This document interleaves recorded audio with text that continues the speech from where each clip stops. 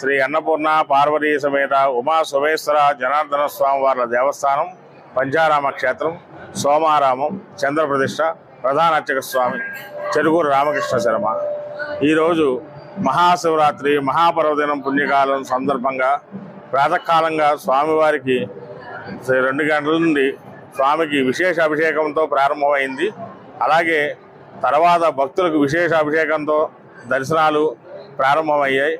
అశేషంగా జనాలు స్వామివారిని దర్శించుకుంటూ వస్తున్నారు.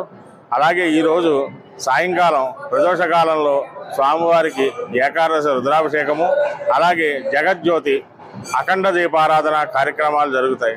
అనంతరం స్వామివారికి మహానివేదన కార్యక్రమం, లింగోద్భవ కాలంలో స్వామివారికి ఇక్కడ మహానివేదన కార్యక్రమం జరుగుతుంది.